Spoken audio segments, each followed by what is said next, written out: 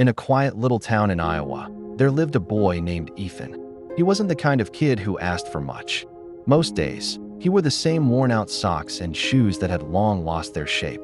But every day after school, Ethan took the long way home, just so he could stop in front of Jefferson's shoe store.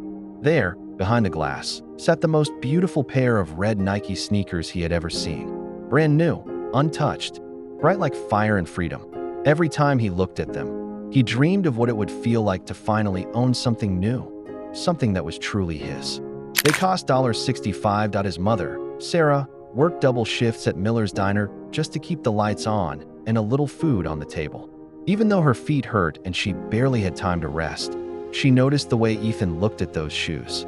And even though she couldn't afford much, she started saving one tip, $1 at a time. You deserve it. Ethan was speechless. He clutched the money close to his chest and ran out the door, his heart pounding with excitement.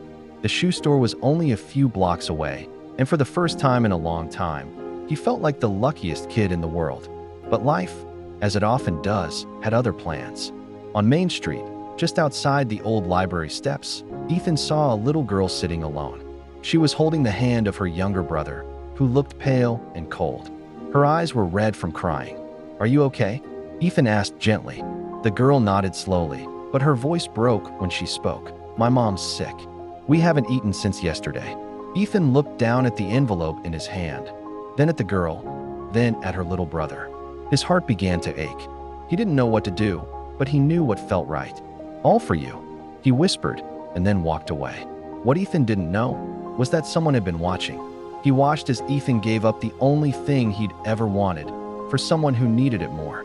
That evening, just before sunset, there was a knock at Ethan's door. But on the front step was a shoebox, the same pair he'd dreamed about. Tucked beneath them was a simple note. "Good hearts deserve good shoes. Mr. J." Ethan smiled through tears. He had given up his dream, but somehow, life had found a way to give it back. Because in small towns like his, kindness never goes unseen, and the best gifts are the ones you give away.